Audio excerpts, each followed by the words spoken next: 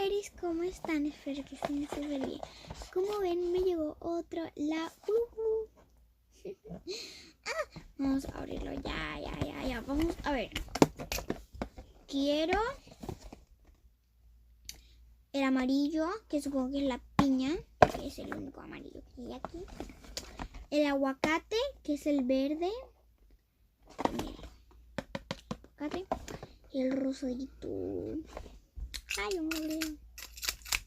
Vamos a ver qué es. Lo voy a hacer a suerte. O sea, ya, antes de abrirlo, voy a ver si aquí tiene una tarjetita. Voy a leer para ver si tiene tarjeta. Vale, ya lo intenté leer, pero está en inglés. No voy a poder. Así que vamos a abrirlo de una vez. ¿Qué es esto? Ah, tiene cable. Muy bien. Para cargar. ¡Ah! Ya lo quiero sacar. No puedo. ¿Por qué nunca puedo sacar cosas? Ahí está. Ahí lo saqué. Es el rosita. Es el rosito. Entonces ahí. Ahora con que tiene 3 intensidades. Me muero. La primera, bien. La segunda, mucho más fuerte. La tercera, demasiado más fuerte.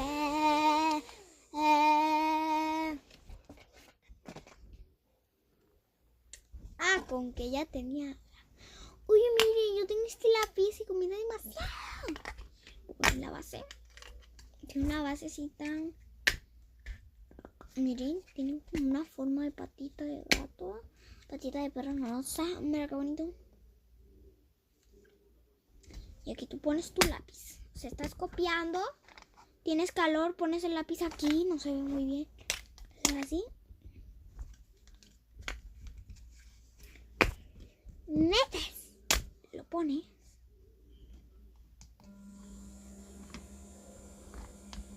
Listo. Tu lápiz queda divino. Y te echas aire. Mejor dicho, tengo calor. Voy a anotar, así que, pero tengo mucho calor. No echar aire. Mientras anoto. Ay, ya sé. Ya sé. Voy a anotar en mi. Ok. Voy a anotar en mi libreta. Con mi aire prendido. Y mi lápiz. Y mi lápiz de sangre.